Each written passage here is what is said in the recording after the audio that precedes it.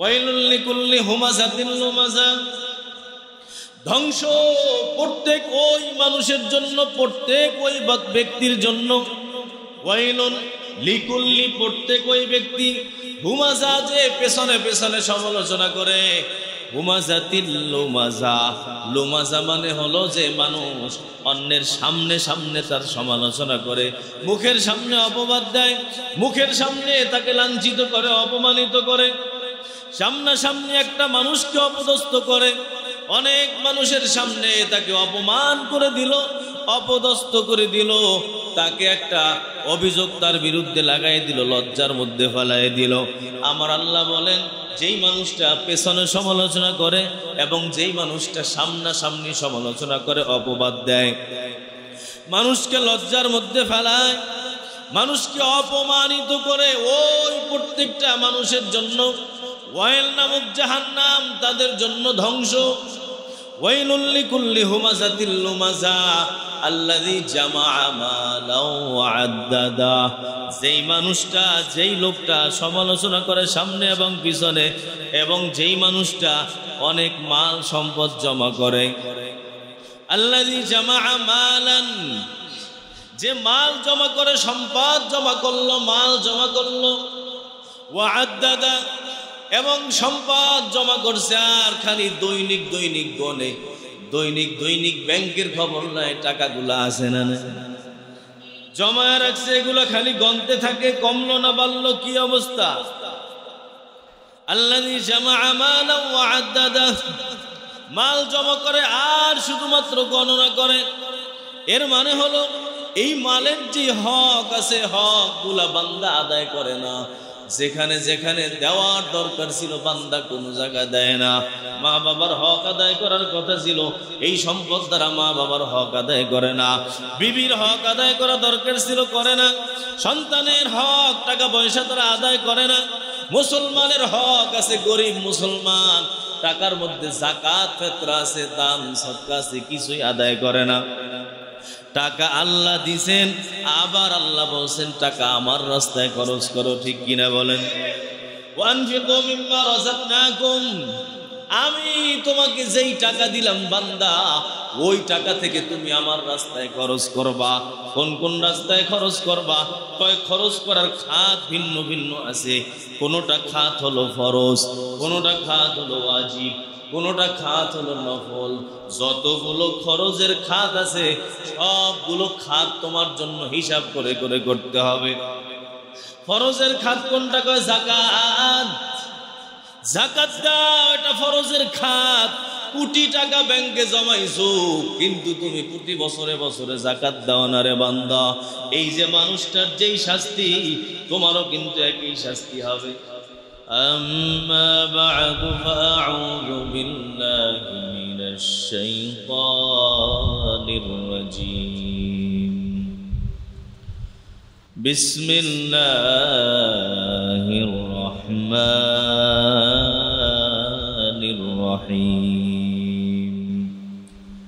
ويل لكل همزة لمزة الذي جمع مالا وعدده يحسب أن ماله أخلده كلا لينبذن في الحطمة وما أدراك ما الحطمة نار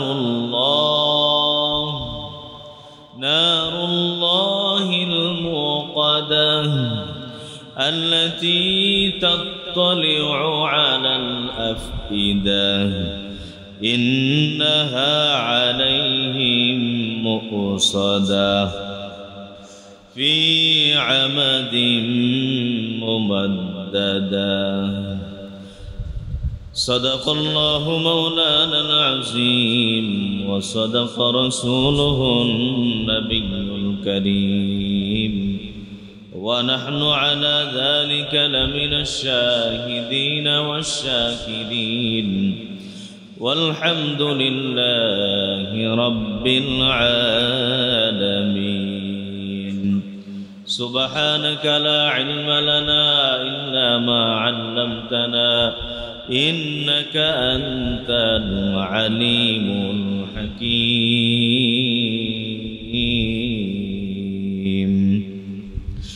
رب اشرح لي صدري ويسر لي أمري واحلل عقدة من لساني يفقه قولي وبك نستعين يا مستعان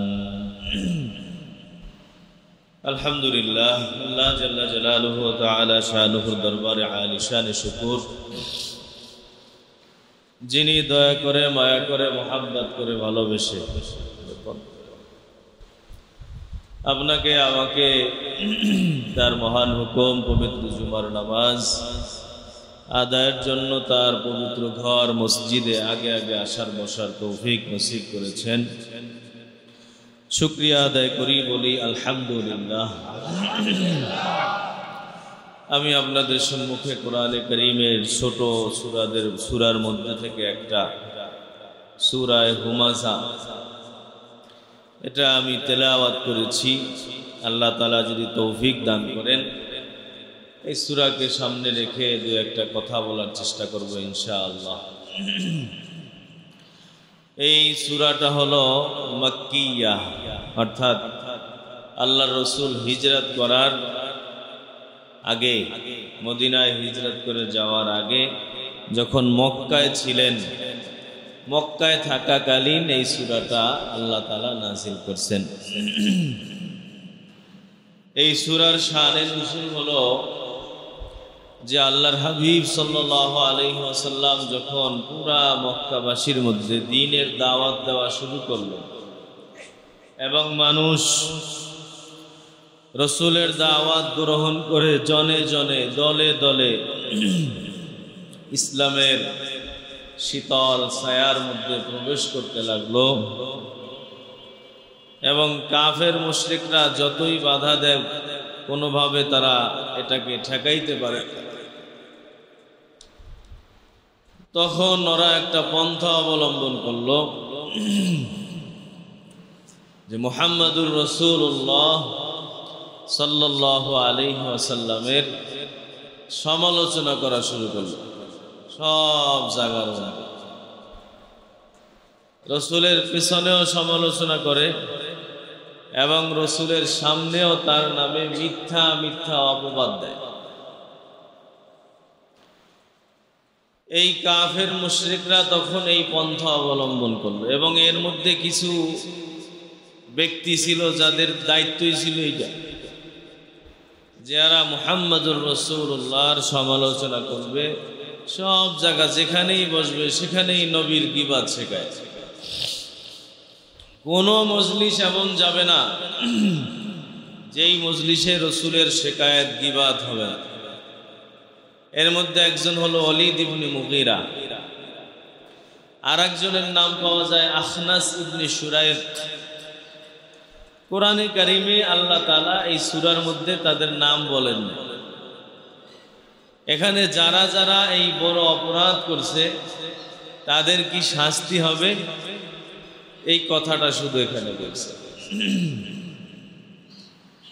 এরা সব সময় সবখানে যেখানেই যাইতো আল্লাহর হাবিব সাল্লাল্লাহু আলাইহি ওয়াসাল্লামের সমালোচনা এরা করত এবং রাসূলের নামে বদদোয়া করত শুধু সমালোচনা না বদদোয়া এবং রাসূলকে যে অপবাদ দিত হাদিসের মধ্যে লেখছে যে এর সিস্টেম হলো ওরা রাসূলের নামই পাল্টাই ফেলে আল্লাহর হাবিব সাল্লাল্লাহু আলাইহি ওয়াসাল্লামের নাম কি মুহাম্মদ তাই না এই নাম আল্লাহর পক্ষ থেকেই রাখা রাসূল গর্ভে থাকাকালীন সময়ে স্বপ্নের মাধ্যমে এই নাম আল্লাহ তাআলা পছন্দ করায় দিয়েছেন আল্লাহর ইশারায় এই নাম রাখা হয়েছে মুহাম্মাদের অর্থ হলো প্রশংসিত সবাই যার প্রশংসা করে তিনি নামেও যেমন মুহাম্মদ, কাজেও তেমন মুহাম্মদ, ঠিক কিনা? রসুলের কোনো কাজ, কোনো কর্মের মধ্যে কেউ দোষ ত্রুটি ধরতে জিন্দিগিতেও পারে। এবং রসুল সারা জীবন ভালো ছিলেন, আল আমিন ছিলেন। সমস্ত কাফের মুশরিক সকলের এক বাক্যে মুহাম্মদ আল আমিন, সবাই। কিন্তু সমস্যা হইল যখন আল্লাহর হাবিব একাত্মবাদের দাওয়াত দিলেন, ওদের মূর্তির বিরুদ্ধে কথা বললেন, তখন থেকে সমস্যা শুরু হয়ে গেছে যে এখন মুহাম্মদ ভালো না। নাম পাল্টায় কি রাখছে? কয় নাম রাখছে মুজাম্মাম। মুহাম্মাদুর রাসূলুল্লাহর নাম রাখছে কি? মুজাম্মাম। এটা হলো দুশ্মনদের দুশ্মনীর একটা সিস্টেম। ওরা যখন কোনো দলিল প্রমাণে পারে না, তখন এই পিছনে পিছনে সমালোচনা করে এবং এই উল্টাপাল্টা কথা বলে। যেমন আমাদের শাইখুল ইসলাম আল্লামা আহমদ শফি রহমতুল্লাহ আলাই, ওনার নাম পাল্টাই ফেলাইছে না, তেতুল হুজুর রাখছে। এই একই সিস্টেম, একই ধাস, আর কিছু না। অপরাধ কি ওনার? অপরাধ হলো উনি ইসলামের কথা বলে, হক কথা বলে, এগুলা নারীবাদীদের গায়ে লেগে যায়। এগুলা যারা ইসলাম বিদ্বেষী নাস্তিক মুরতাদ, ওদের গায়ে লেগে যায়। এই যে নতুন একটা কি হয়েছে, উপদেষ্টা ফারুকি, অগণিত সে হলো নাটক সিনেমা বানায় এবং সমকামিতাকে প্রমোট করে, বিভিন্ন তার নাটকে সমকামিতা সে বুঝাইছে। এবং আমাদের আহমদ শফি রহমতুল্লাহ আলাইকে তেতুল হুজুর বলে সে আখ্যা দিয়েছে। এই লোক এখন উপদেষ্টা হয়ে গেছে। আল্লাহ তাআলা আমাদের সকলকে হেদায়েত দান করেন, জোরে বলেন আমিন। এই যে সিস্টেম, আমাদের যেই সিস্টেম আমরা বের করতেছি, এই সিস্টেমে সব কাফের মুশরিকদের আবিষ্কার করা। পার্থক্য কি? এরা নামে ছিল কাফের মুশরিক আর আমরা নামে মুসলমান, কিন্তু রাস্তা একই। এবং এই যে অপরাধ কইরা তাদের যে শাস্তি, যারা আমরাও এখন হক্কানি ভালো মানুষদের বিরুদ্ধে এমন এমন করব, ওই একই শাস্তি হবে। আল্লাহ তাআলা 1-2 দিন দুনিয়ায় ঘোরাফেরার সুযোগ দিচ্ছেন আর কি। তা আমরা এই 1-2 দিন পাইয়া মনে করছি যে কে রুখবে আমায়, কে, ঠিক কিনা?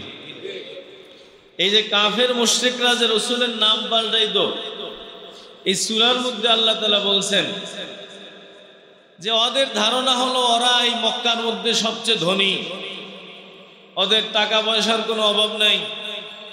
আল্লাহ বলছেন ইয়াহসাবু আন্না মালাহু আখলাদা, তার ধারণা হলো যারা রসুলের পিছনে সামনে সমালোচনা করে, রসুলের উপর ভৎসনা করে, তাদের ধারণা হলো তাদের টাকা পয়সা আছে, তাদের টাকা পয়সা আছে, সুতরাং কেউ কিছু করতে পারবে না। তাদের এই ধন সম্পদ তাদেরকে দুনিয়ায় চিরকাল বাঁচায় রাখবে। এই কারণেই তারা এত বড় সাহস পাইছে, বুঝেন নাই? কোনো একটা ক্ষমতা যখন মানুষের থাকে, জনবল ধনবল, তখনই সে আর একজনের বিরুদ্ধে সমালোচনা করার সুযোগ পায়। আর নাইলে যার নিজের খাওয়ার পয়সা নাই, ওর কি সমালোচনা করার সুযোগ আছে? নাই। যেই বেচারারে আল্লাহ কিছু নিয়ামত দিছে, এই বেচারাই আল্লাহর সাথে পোল্টি লয়। এই কাফের মুশরিকদের এই শক্তি হলো এইটা যে আমাদের টাকা আছে, পয়সা আছে, মুহাম্মদ কি? মুহাম্মদ কিছুই না, আমরা মুহাম্মদকে আউট করে দেব। এখন দেখে যে কোনোভাবে পারা যায় না, দলিল প্রমাণে ব্যর্থ। এখন কি করছে? ওই পেছনে পেছনে রসুলের সমালোচনা করে এবং রসুলের উপরে বদদোয়া করে। বদদোয়া আল্লাহর হাবিব সাল্লাল্লাহু আলাইহি ওয়াসাল্লাম বলেন যে কাফের মুশরিকরা আমার উপরে যত বদদোয়া করছে একটা বদদোয়াও আমার উপরে লাগে নাই, একটাও লাগে নাই, সব আল্লাহ সরাই দিছে। কেমনে ভাই? ওরা বদদোয়া যখন করছে তখন বলছে যে আল্লাহ এই মুজাম্মামরে ধ্বংস করে দাও, মুজাম্মামের এই ক্ষতি করো, মুজাম্মামের ওই ক্ষতি করো, তেতুল হুজুরে দুনিয়ার থেকে বিদায় করে দাও, তেতুল হুজুরের অনুসারীদেরকে সরাই দাও। ঠিক কিনা? রাসূল বলেন যে ওরা তো আমার নাম নেয় নাই, আমার নাম হলো মুহাম্মদ, আর ওরা বলছে মুজাম্মাম। ওরা মুজাম্মামের উপরে বদদোয়া করছে, তো বদদোয়া সব গিয়া মুজাম্মামের উপরে লাগছে। তেতুল হুজুর যে এর উপরে গিয়া বদদোয়া লাগছে, আহমদ শফির কিছুই হয়। ঠিক কিনা? ধরে এইটাই রাসূল বলেন যে ওরা হাজারো বদদোয়া করছে, আমার কিচ্ছু হয় না। ওরা বদদোয়া করতে করতে ওদের ঘুম হারাম। বদদোয়া কার কাছে করে? তাই না? যে আল্লাহ পাঠাইছে ওই আল্লাহর কাছেই বদদোয়া করে যে আল্লাহ আরে ধ্বংস করে দাও, আরে বিদায় করে দাও, আরে এইটা করে সেইটা করে, কিচ্ছু করতে পারে। এবং হক, যেটা হক, হকের বিজয় অনিবার্য। ঠিক কিনা? যা আল হক ওয়া যাহাকাল বাতিল, হক আসছে, বাতিল দূরীভূত হয়ে গেছে। এই বাতিল জিন্দেগিতে দুনিয়ায় কোথাও স্থায়ী হয় নাই। যারাই বাতিল এরাই ধ্বংস হয়েছে। ফেরাউনের চেয়ে বড় বাতিল কেউ ছিল? ফেরাউন আছে? কিছুদিন সুযোগ দিছে আল্লাহ, ওই পরে ঠিকই কঠিন ভাবে পরাজিত করছে। সুতরাং ইসলামের বিরুদ্ধাচরণ করে আলেম ওলামাদেরকে কষ্ট দিয়া, মাদ্রাসা মসজিদের বিরুদ্ধে গিয়া, কোরআন হাদিসের বিরুদ্ধে গিয়া টেকা সম্ভব না। ঠিক কি না? জোরে বলে সম্ভব না। মানুষ যখনই বাতিল পন্থায় যায় ওই মানুষের ধ্বংস চলে আসে, সে যেই হোক না কেন, যেই হোক না কেন। বিশাল বড় পীরে কামেল যদি উল্টা পাল্টা করে আল্লাহ তারেও ছাড়বে না। ঠিক কিনা? কাউকে ছাড়বে না। হয়তো আগে, কিছুদিন আগে, কিছুদিন পরে। এই কাফের মুশরিকরা আল্লাহর হাবিব সাল্লাল্লাহু আলাইহি ওয়াসাল্লামকে এইভাবে শুরু করছে। আর পিছনে আপনি বলেন আল্লাহর রসুল কত বড়, আর এই কাফের মুশরিকরা যে কোনো মজলিসে বসছে এ রসুলের সমালোচনার বাদই দেয় না, সব সময় সমালোচনা। এই জন্য আল্লাহ তাআলা এই সমালোচকদের বিরুদ্ধে এক সূরা নাজিল করে দিয়েছে। যারা সমালোচনা করবে এদের বিরুদ্ধে এক সূরা নাজিল করছেন। হুমাজা মানে কি? পেছনে পেছনে সমালোচনা করা। সূরার নাম কি? সূরা হুমাজা, সমালোচনার সূরা। তাহলে বোঝা যায় যে সমালোচনা কত বড় মারাত্মক। এই সূরা যেহেতু এখনো আছে, সমালোচনার এই যে আল্লাহ শাস্তি বলছেন, এই শাস্তি আছে না নাই? কিয়ামত পর্যন্ত থাকবে। এবং রসুল চলে গেছেন, রসুলের জায়গায় যারা বসবেন হক্কানি, যারা বাতিল না ভালো আল্লাহওয়ালা, এদেরও যারা সমালোচনা করবে একই শাস্তি। অপরাধ কি? রসুল হকের পক্ষে ছিলেন, এজন্য সমালোচনা করছে। যারা হবে হকের পক্ষে থাকার কারণে যারা তাদের সমালোচনা করবে, এই আয়াত, এই সূরা দ্বারা এটা বোঝা যায় তাদেরও একই অবস্থা হবে। ঠিক কি না? জোরে বলে। সূরার অর্থ হলো ওয়াইলুন, ধ্বংস।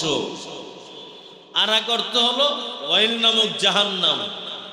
এটা এমন একটা জাহান্নাম যেই জাহান্নামের কাছে অন্য জাহান্নাম দৈনিক ৭০,০০০ বার আল্লাহর কাছে ওই জাহান্নাম থেকে বানা যায়।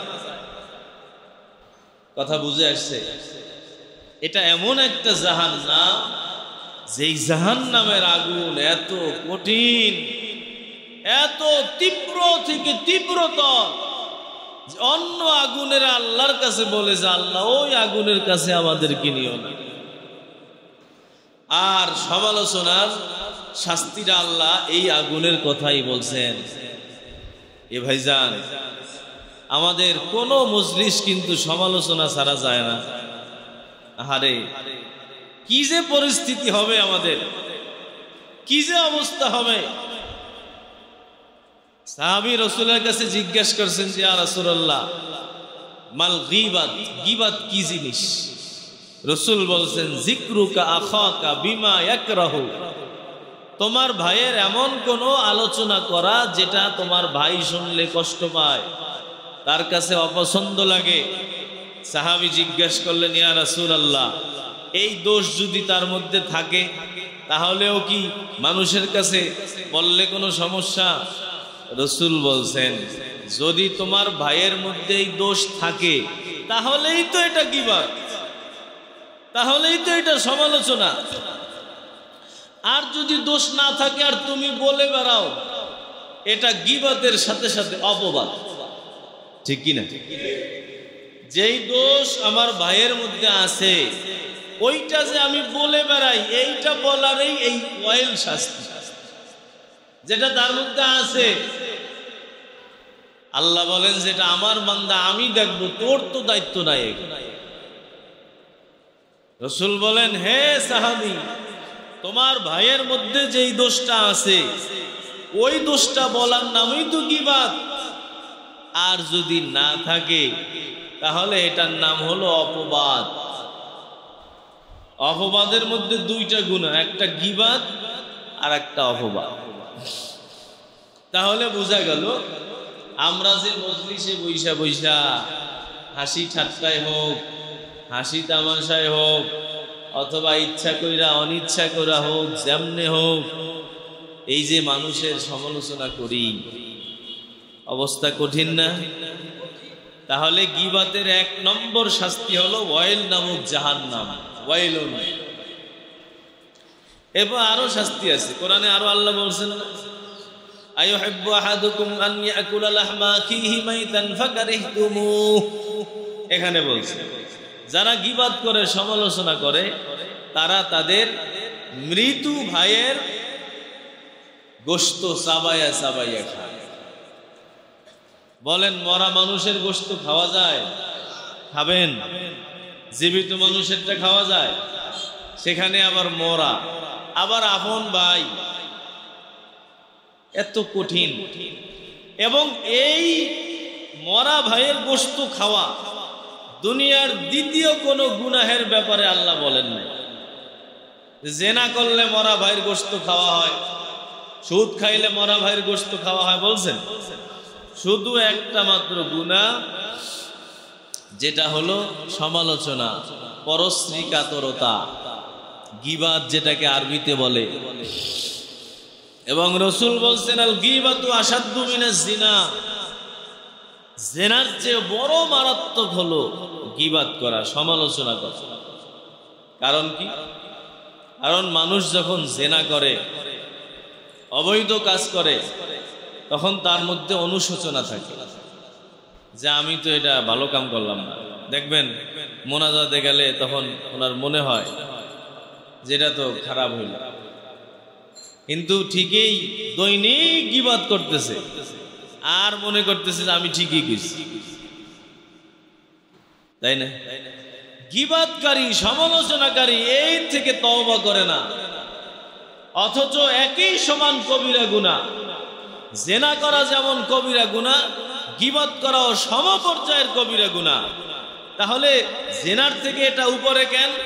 জেনার থেকে মানুষ তওবা করে, গীবতের থেকে তওবা করে না। এজন্য যখন বলা হয় যে ভাই গীবত করেন না, কয় আমি তো সত্যিই কই দিছি, সত্যি কথাটাই তো গীবত। এই জন্য ইদ্রিস কান্দলবী রহমতুল্লাহ আলাইহি লেখছেন যে কিছু গীবত আছে যে গীবত করলে মানুষ কাফের হয়ে যায়, ঈমান থাকে না।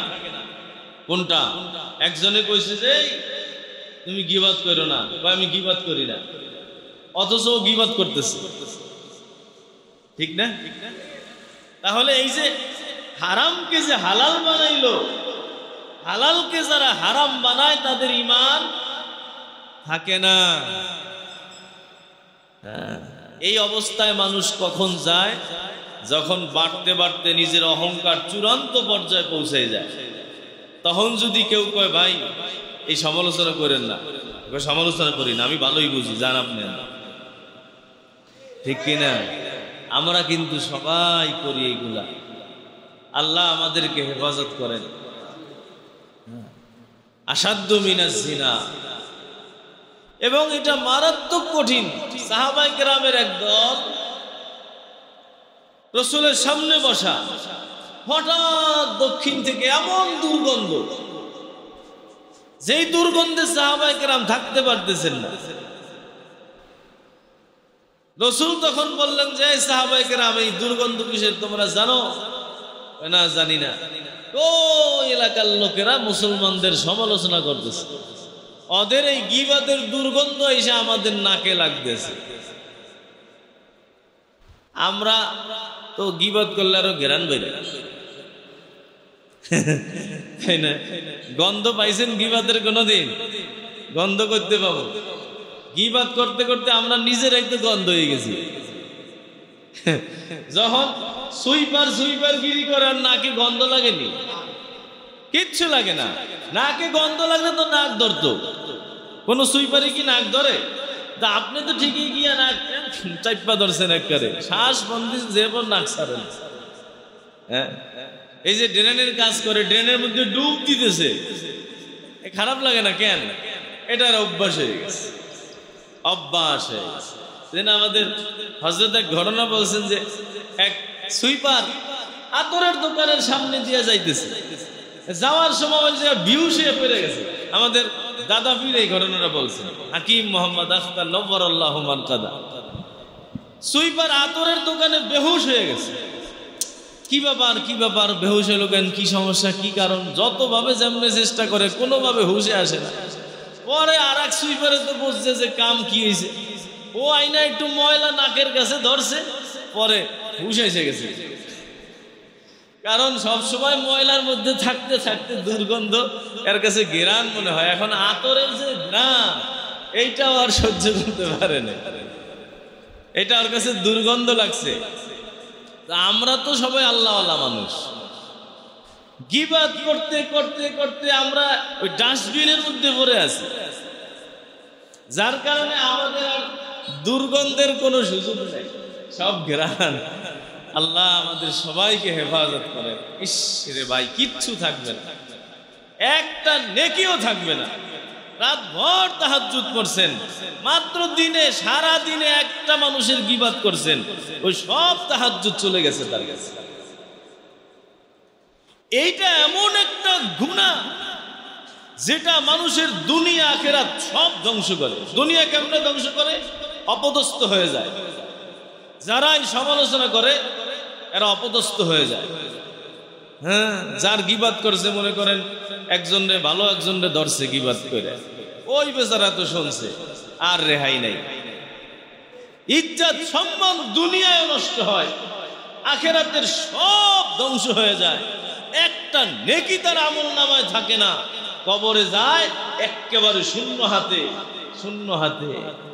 অথচ দেখেন আমাদের মজলিস কিন্তু এর বাইরে না।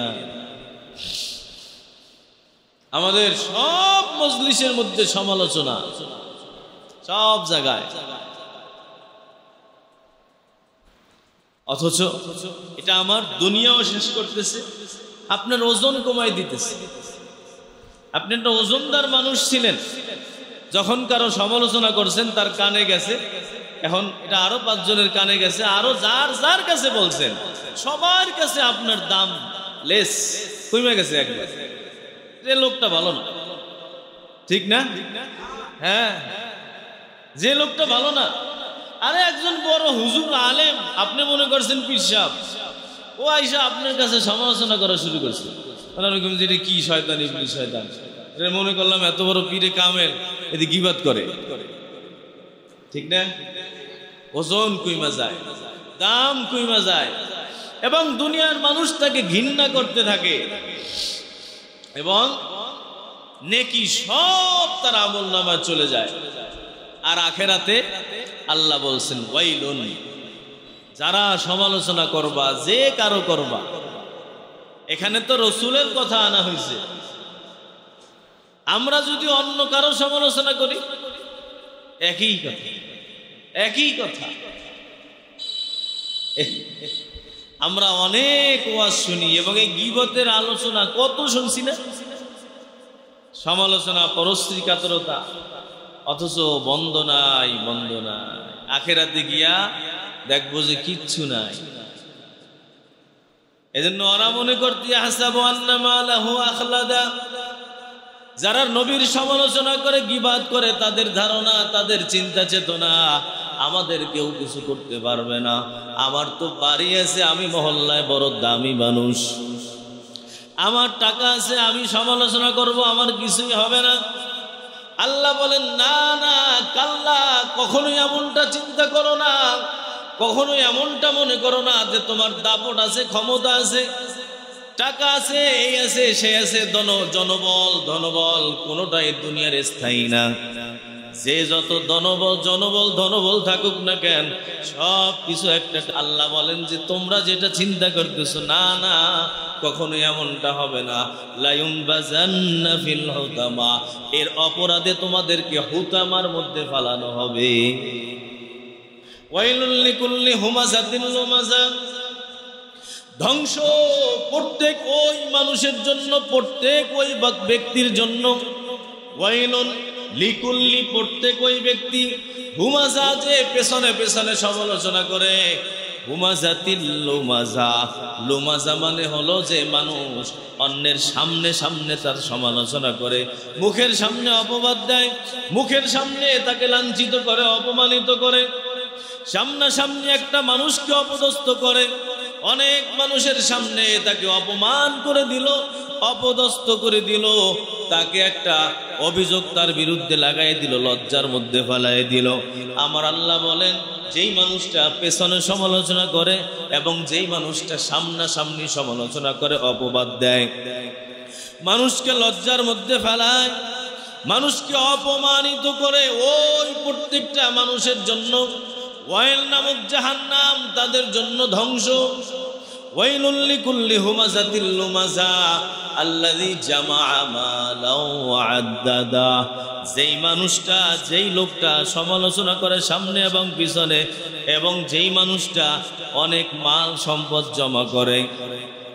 আল্লাযী জামাআ মালান, যে মাল জমা করে, সম্পদ জমা করলো, মাল জমা করলো।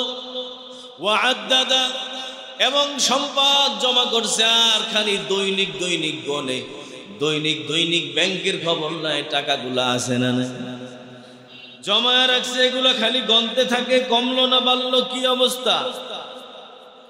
আল্লাযী জামাআ মালাও ওয়া আদ্দাদা, মাল জমা করে আর শুধুমাত্র গণনা করে।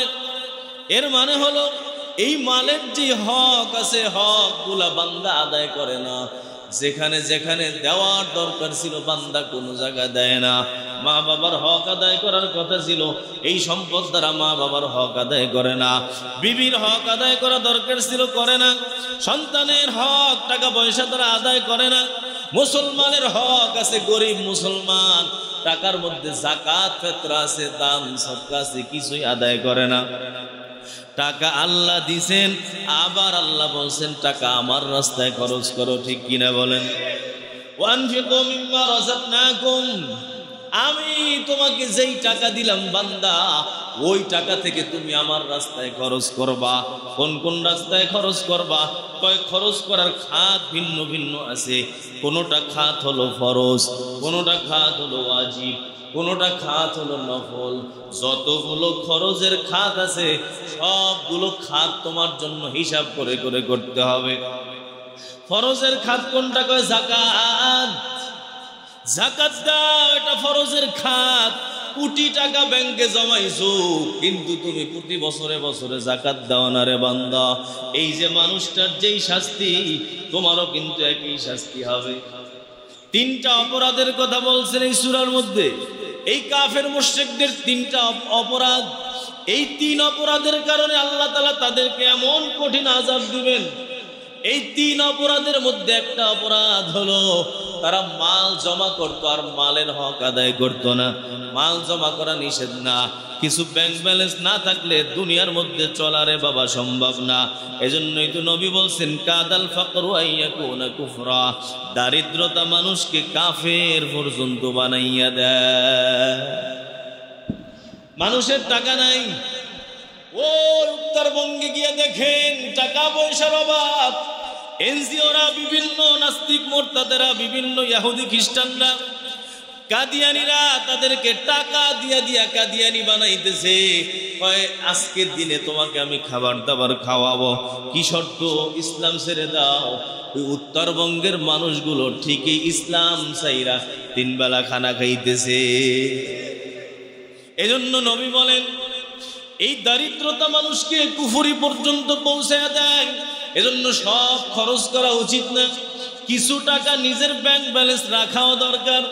কিন্তু যেই ব্যাংক ব্যালেন্সগুলো রাখলাম, ওই ব্যাংক ব্যালেন্সগুলোর মধ্যে আল্লাহ তাআলা যেই ধরনের হক আল্লাহ আরোপ করছেন, ফরজ হক, এটা আদায় করতে হবে। ওয়াজিব হক, আমার আত্মীয় স্বজন, মা বাবা, বিবি বাচ্চাদের উপর খরচ করা, এটা কিন্তু জরুরি জিনিস। এটা যেমন নেকের কাজ, ফরজ আদায় হয়, ওয়াজিব আদায় হয়, আবার এর মধ্যে নফল সওয়াব আল্লাহ তাআলা দিয়ে দেয়। এটা একটা জরুরি। আর কিছু কিছু আছে নফল, আমার মহল্লার আশেপাশের মানুষগুলোর প্রতি খেয়াল রাখা, ওই মহল্লা মাদ্রাসা মসজিদের প্রতি খেয়াল রাখা, গরিব এতিম অসহায় মানুষগুলোর প্রতি খেয়াল রাখা। মালের হকগুলা যদি আদায় করা হয় তাহলে এই বান্দার আর এই কঠিন আযাব হবে না। আল্লাহ তাদের ব্যাপারে বলছেন আল্লাযী জামা মালা ওয়া আদাদা, মাল জমা করে আর শুধু গয়না গয়না দেখে মাল কমলো না বাড়লো, খালি গন। যাকাত দিলে 5 লাখ টাকা যাইবো গা। আইরি বাবা, 5 লাখ টাকা কামাইতে আমার কতদিন লাগছে, দেওয়া যাইব না। রাইখে দিছে 5 লাখ টাকা ব্যাংকে, এই 5 লাখ আগুন হইয়া সবগুলারে জ্বালাইব। ঠিক কিনা? আল্লাহ বলছেন না, যারা যাকাত না দেয় তাদের সম্পদগুলোকে কিয়ামতে আগুন বানিয়ে বানিয়ে সেক দিবে, ডানে বামে সামনে পিছনে, আবার সাপ হয়ে ঠকরাবে। ব্যবসার সব কাঁচামালের যাকাত দিতে হবে, খবর নাই। দোকানে যত মাল আছে ঋণ বাদ দিয়া সব মালের যাকাত দিতে হবে। শুধু রমজানে না, যাকাত সারা বছর দেওয়া, ঠিক কিনা? রমজানে আমরা কেন দেই? যাতে একটু সওয়াব বেশি হয়, তাই না? একটা ফরজে 70টা ফরজের সওয়াব, এই জন্য রমজানে যাকাত দেই। না হলে যাকাত বছর আনতে দিতে হয়। এই মাসে আপনি টাকার মালিক হয়েছেন, যাকাত ওয়াজিব হয়েছে, আগামী বছর এই মাসেই আপনার যাকাত দেওয়া জরুরি। এখন আপনি এটা লেট করে করে রমজান পর্যন্ত নিয়ে যান, এটা তো ঠিক না। এর আগে যদি মারা যান তো যাকাত ফরজ হওয়া অবস্থায় আপনি দুনিয়া থেকে বিদায় হয়ে গেলেন। হজ ফরজ হওয়া অবস্থায় দুনিয়া থেকে বিদায় হয়ে গেলেন, কঠিন অবস্থা। এই কাফের মুশরিকরা খালি মাল গুনতো, হক আদায় করত না। ইয়াহসাবু আন্না মালাহু আখলাদা, ওদের ধারণা যে মাল ওদেরকে চিরকাল দুনিয়ায় রাখবে। কাল্লা, আল্লাহ বলেন না, এই গুড়ে বালি। তোমরা যেই চিন্তা করে রাখছো এটা হবে না, হবে না, খাইতে পারবা না, আমি যদি না দেই সম্ভব না। লায়ুম বাজান্না ফিল হুতামা, অবশ্যই এই যে 3টা কাজ যারা করে এদেরকে এই হুতামার মধ্যে ফালানো হবে। হুতামা হলো এমন আগুন, যেই আগুন হাড্ডিকে জ্বালাইয়া জ্বালাইয়া একেবারে ছাই বানাই দেয়। ঘুমাইতেছেন আপনারা? হ্যাঁ, এই জাহান্নামের এই কঠিন আযাবের কথা শুই নাকি ঘুমান যায়? হ্যাঁ, গাফলাতির মধ্যেই তো আমাদের জীবন যাইতেছে, যার কারণে আমাদের এই হালাত। আল্লাহ বলেন যে অবশ্যই লায়ুম বাজান্না ফিল হুতামা, অবশ্যই তাকে এই হুতামা, এটার মধ্যে যন্ত্রণাদায়ক কঠিন শাস্তি, জাহান্নামের আগুন, এটার মধ্যে ফেলানো হবে। এরপর আল্লাহ জিজ্ঞাসা করছেন, এই নবী আপনি জানেন? ওমা আদরাকা মাল হুতামা, হুতামা কি জিনিস আপনি জানেন? নারুল্লাহিল মুকাদা, আল্লাহ তাআলার প্রজ্বলিত আগুন। নারুল্লাহ আল মুকাদা, প্রজ্বলিত আগুন, আল্লাতী তাত্তালিউ আলাল আফইদা, যেই আগুন কলজা পর্যন্ত পৌঁছায় যাবে। দেখেন আমাদের শাহ আব্দুল আজিজ মুহাদ্দিস দেহলভী রহমাতুল্লাহ আলাইহি বলেন, শাহ ওলিউল্লাহ মুহাদ্দিস দেহলভীর সন্তান, উনি বলেন যে দুনিয়ায় গরম তিন ধরনের। কয় ধরনের? একটা হলো সূর্যের গরম তাপ, এটার কারণে গরম লাগতে থাকে, এটা একটা গরম। আর একটা হলো শরীরের গরম। শরীরের গরম আছে না, জ্বর উঠলে এই গরমটা বের হইতে থাকে, শরীর গরম হয়ে যায়, এটা একটা গরম। আর একটা হলো সূর্যের গরম। আর একটা কি, আর কি গরম আছে? হ্যাঁ কি জানি, আর একটা আছে, না না না ওইটা না, এমনি গরম। একটা হলো সূর্য, আর একটা হলো শরীরের ভিতরের গরম, আর একটা আছে এই যে জাহান্নামের আগুনের যে গরমটা, এটা এই তিন প্রকারের গরমের বাহিরে। তবে এই গরমটার সাথে জ্বরের কারণে শরীরের ভিতরের যে গরম হয়, ওই গরমের সাথে কিছুটা মিল আছে, অল্প। যে শরীরের গরমটা ভিতরে, বাহির থেকে বোঝা যায় এটা ভিতরে গরম, দেখে শরীর হাত দেয় গরম হয়ে গেছে শরীর জ্বরের কারণে। এই জাহান্নামের আগুনের গরমটাও ভিতরে, বাহির থেকে বোঝা যাবে না, ভিতরে জলে পুরো সব সারখার হয়ে যাইতেছে। তবে এই জ্বরের আগুন গরমের সাথে জাহান্নামের গরমের একটু পার্থক্য হলো যে জ্বরের গরমটা ঘামের মাধ্যমে বের হয়ে যায়, তাই না? যখন শরীরে ঘাম আসে তখন কিন্তু জ্বর শেষ, শরীর ঠান্ডা হয়ে যায়। আর এই এর মানে ভিতরের গরমটা পানি হয়ে বের হয়ে গেছে। কিন্তু জাহান্নামের গরমের ব্যাপারে আল্লাহ তাআলা বলছেন নারুল্লাহিল মুকাদা, এই আগুন আল্লাহর আগুন যেটা প্রজ্বলিত, এটা এদেরকে বেষ্টন করে রাখবে এবং এই আগুনের ভিতর থেকে আর বের হতে পারবে না। আল্লাতী তাত্তালিউ আলাল আফইদা ইন্নাহা আলাইহিম মুসাদা, এই মুসাদা অর্থ হলো বেষ্টন করে রাখা। এবং দুনিয়ায় যখন আগুন লাগে আগে কি করে?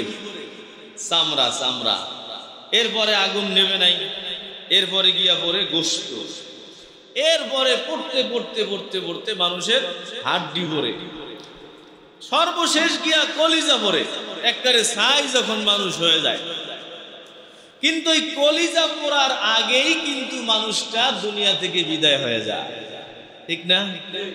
চামড়া পইরা যখন গোশত পড়া শুরু হয়, ওই কলিজায় এখনো আগুন লাগে নাই, এই মানুষটা চলে যায়। কিন্তু জাহান্নামের আগুনের ব্যাপারে আল্লাহ বলছেন আল্লাতী তাত্তালিউ আলাল আফইদা, যেই আগুনটা চামড়া পোড়াবে, গোশত পোড়াবে, হাড্ডি পোড়াবে, পোড়াইয়া কলিজা পর্যন্ত জ্বালাবে, ওই টাইমেও মানুষটা জীবিত থাকবে এবং বুঝবে যে আমার কলিজা ফুটতেছে, কলিজা আগুন দিয়া জ্বলতেছে। মরণ তো নাই, জাহান্নামে আছে, মৃত্যু নাই। মানুষ খালি মৃত্যুর জন্য চিল্লাইতে থাকবে আর ডাকতে থাকবে, মৃত্যু কেন আসে না, মৃত্যু কেন আসে না। ওই কলিজা জ্বলবে আর এই মানুষগুলা বুঝতে থাকবে যে আমার কলিজা ফুটতেছে। আল্লাতী তাত্তালিউ আলাল আফইদা ইন্নাহা আলাইহিম মুসাদা, এই আগুন তাদেরকে বেষ্টন করে রাখবে। ফি আমাদিম মুমাদ্দাদা, এবং কি অবস্থা হবে? বড় বড় পিলারের আকৃতি। কলিজা তো জ্বলবে, আবার জাহান্নামের যে আগুনে তারা থাকবে এটা হবে পিলারের মতো বড় বড় আকৃতি, এগুলো চতুর্দিক দিয়ে বেষ্টন, এগুলোর থেকে আর তারা বের হইতে পারবে না। এই যে এই কঠিন আযাবের কথা আল্লাহ বলছেন, কি অপরাধে? কন্ত তিনটা অপরাধ। কয়টা অপরাধ? জোরে বলেন।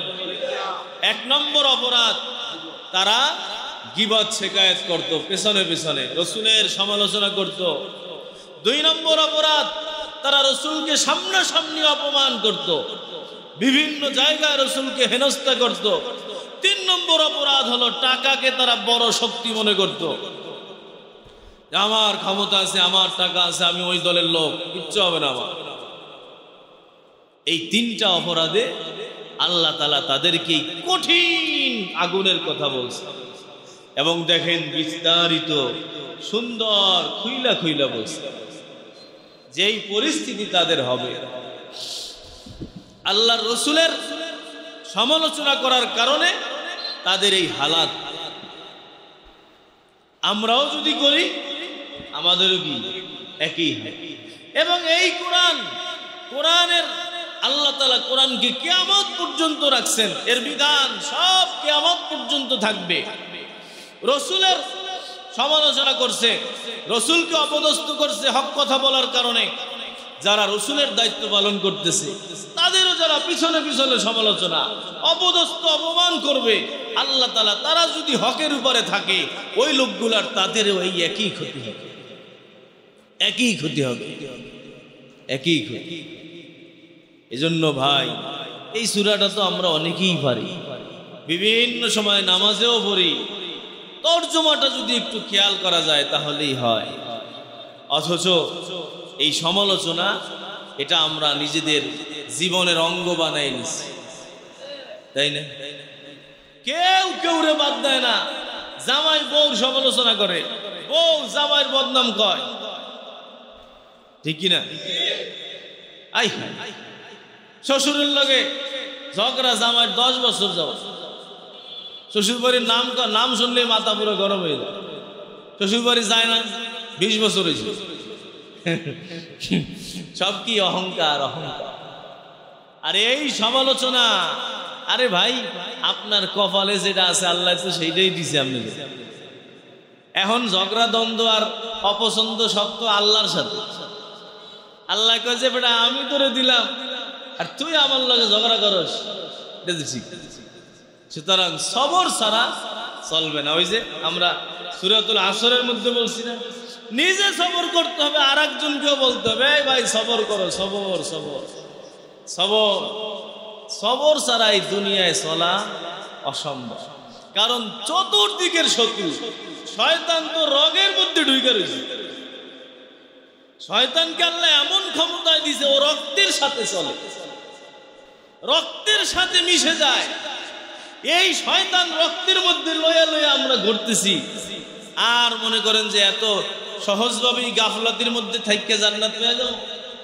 24 ঘন্টা সতর্ক থাকতে হইব। ও রক্তের মধ্যে ঢুইকা কই গিয়ে কই যায় না যায়, কলজার মধ্যে বাসা বানাইছে। আশ্চর্য অবস্থা। হ্যাঁ, মানুষের কলিজার মধ্যে শয়তানের বাড়ি, রক্তের মধ্যে ওর চলাচল, রক্ত হইল ওর রাস্তা। এই শয়তানি কি মনে করেন যে আপনারে সুস্থ থাকতে দিবে? দিবে না। ও খালি ভিতরে বৈশা বৈশা লড়াইব চড়াইব, আপনি সুস্থ থাকতে পারবেন। এই শয়তানকে দমন করতে হইলে ওইরকম মজবুত লাঠি লাগবে, বুঝেন নাই? আউযু বিল্লাহি মিনাশ শাইতানির রাজিম। এটা একটা ছোট লাঠি, ছোট। এই যখন গীবত করা শুরু করবেন তখন আউযু বিল্লাহি মিনাশ শাইতানির রাজিম করবেন, দেখবেন যে ও দৌড়ে খালি পালায়। এবং রাসূল বলেন এমন ভাবে ফালায় শয়তানে, লাহু জুরাত, ওর পিছন দিয়ে খালি বায়ু বাইরিতে থাকে, পালাইতে থাকে আর বায়ু বাইরিতে থাকে। আজানের আওয়াজ যখন শুনে শয়তানে এমন বায়ু ছাড়তে ছাড়তে পালায়। এই শয়তানে বসে বসে ভিতরে আপনাকে আমাকে জান্নাতে যাইতে দিবে না। এই শয়তানে যত শয়তানি করা যায় ও খালি সিস্টেম পাল্টাইব, একটু পরে একটু, একটু পরে একটু। পিসাবরে এক ফতুয়া দিব, আপনি তো পিসাব, আপনি এই ফতুয়ার উপর আমল করেন। যেটা বাটপার, ওই বাটপারে আর এক ফতুয়া দিব। যেটা সুদখোর, ওরে আর এক ফতুয়া দিব। ওর সব ট্রেন্ডিং আছে, এই শয়তানের সব ট্রেন্ডিং আছে। আরে নবীর সাথে পর্যন্ত এক শয়তান থাকতো। নবী বলেন সবার লগে শয়তান আছে, আমার সাথেও আছে, তবে আমার শয়তান কদ আসলামা, ও ও আমার কাছে এসে মুসলমান হয়ে গেছে। নবীর শয়তানের বাটপার নাই, ওটা ভালো হয়ে গেছে। নবীর কিছু করতে পারে না। আমাদের শয়তান তো বাটপার, ওর থেকে আরো অনেক অংশে আমরা খারাপ। আমাদের ভিতরে যে শয়তান আছে ও অনেক সময় আমি ঘুমাই, তোরা দায়িত্ব পালন কর। সব আমরা নিজেরাই করি রে ভাই। এজন্য এটারে তারাইতে হইব, তিন কুল পড়তে হইব, আউযুবিল্লাহ পড়তে হইব, লা হাওলা ওয়ালা কুওয়াতা ইল্লা বিল্লাহিল আলিয়্যিল আযীম। শয়তানের বড় লাঠি, বড় দুর্মুস পড়বেন, দৌড়ে দৌড়ে পালাই। তবে টাইম মতো পড়তে হবে। এখন আপনাকে কুমন্ত্রণা দেয়, আপনি যদি 2 দিন পরে গিয়া ঔষধ খান, কাম হবে নি বলে। এখন আপনারা ডিস্টার্ব করতেছে, লাঠি রাইখে দিয়েছেন, কোন যে ঘুমাই এলাই পরে তোর বাইরে হবে, লগে লগে বেরিতে বেড়ে। যেই লাঠি আল্লাহ দিয়েছেন, লা হাওলা ওয়ালা কুওয়াতা ইল্লা বিল্লাহিল আলিয়্যিল আযীম, আউযু বিল্লাহি মিনাশ শাইতানির রাজীম। আছে না? ওয়া ইম্মা ইয়ানযাগান্নাকা মিনাশ শাইতানি নাযগুন। কোরআনে কারীম আল্লাহ স্পষ্ট বলছেন, শয়তানের পক্ষ থেকে যদি কোনো কুমন্ত্রণা তোমার মধ্যে অনুভব হয়, ফাস্তাইজ বিল্লাহি মিনাশ শাইতানির রাজীম, আল্লাহর কাছে তুমি আশ্রয় চাও, আউযু বিল্লাহি মিনাশ শাইতানির রাজীম পড়ো, দেখবা শয়তান দূর হয়ে পালাবে। রাজি আছেন কি? আল্লাহ আমাদের সবাইকে তৌফিক দাও। 3টা অপরাধ কি? পিছনে সমালোচনা আর করব না ইনশাআল্লাহ। যা গেছে গেছে, তওবা করলাম। আল্লাহ এই মসজিদে বসে আমিও মাফ চাই, সবাই মাফ চাইতেছে। আল্লাহ আমরা আর করব না। রাজি আছেন তো ইনশাআল্লাহ? আল্লাহ আমাদেরকে মাফ করে দাও। সামনে থেকে যেন আর সমালোচনা না করি, কাউকে সামনাসামনি অপমান অপদস্থ করবেন না। আপনার ক্ষমতা আছে, চাইলে একটা থাপ্পড় দিতে পারেন, দিয়েন না ভাই, এটা আপনার বড় ক্ষতি হয়ে যাবে, বড় ক্ষতি। এই যে আল্লাহ বলছে, এমন জাহান্নামে ফালাইবো যে আগুন কলজা পোড়াইবো আর জ্বালাইবো, হাড্ডিগুলোকে চূর্ণ বিচূর্ণ করে ছাই ছাই বানাই ফেলাবে, এমন কঠিন আযাব। সম্পদ আল্লাহ দিছে, সম্পদের বড়াই করবেন না। আপনাকে না দিয়া ওই যে বেচারা রিক্সা চালায় তাকে দেয় নাই, আপনাকে দিছে। উল্টাও তো করতে পারতেন, আল্লাহর হাতেই তো। সুতরাং এটার বড়াই করা যাবে না। এবং যেই সম্পদ আল্লাহ দিছে এটার হক আদায় করতে হবে। ফরজ হক, ওয়াজিব হক, সুন্নাত হক, যত হক আছে সব আদায় করতে হবে। যদি এই 3 অপরাধে তাদের এই শাস্তি হয়েছে, আমরা যদি এর থেকে তওবা করতে পারি। এবং দেখেন, আলেম ওলামাদেরকে দুশমন মনে করবে, দোষ সবাই আছে। মানুষ না সবাই? আলেমরা কি ফেরেশতা? এরাও তো মানুষ, এদের সাথেও তো শয়তান ঘোরে। এ ভাই, নবীর লগে যদি শয়তান ঘোরে, আলেমদের সাথে কি শয়তান ঘোরে না? ঘোরে। কেউ কেউ পদস্খলন ঘটায়া একেবারে অপদস্থ করে ফেলায় শয়তানে। আবার কেউ কেউ তো শয়তান থেকে বাঁচতে পারে। যদি কারো অপরাধ দেখেন তো তার কাছে গিয়া বলে দেন, চুপে চুপে বলে দেন। আর একজনের কাছে বলার দ্বারা সমালোচনা বাদে আর কিচ্ছু হবে না। আলেম ওলামাদেরকে মহব্বত করবেন, তারা নবীর ওয়ারিস। ভাই ভাইকে মহব্বত করবেন। একই মহল্লায় থাকি, কেউ কারোর সাথে দুশ্মনী রাখবো না। প্রতিবেশী আমার সবচেয়ে বড় আপন, তার গীবাত শিকায়েত করা যাবে না। অথচ সবচেয়ে বেশি প্রতিবেশী আর এক প্রতিবেশীর গীবাত করে। দেখবেন এই বাড়ি একজনের পাশে আর একজন এর লাগিয়ে দিয়েছে, দেখতেই পারে। কেন রে ভাই, এগুলো বন্ধ করে আমরা দিল পরিষ্কার বানাইয়া শয়তানকে ভিতর থেকে বের করে আল্লাহ ওয়ালাদের সাথে সম্পর্ক রেখে, আলেমদের সাথে সম্পর্ক রেখে আল্লাহ তাআলা আমাদেরকে দুনিয়ায় চলার তৌফিক নসিব করেন। ওয়া আখিরু দাওয়ানা আলহামদুলিল্লাহি রাব্বিল আলামিন। সুন্নাত পড়িনে কবলা।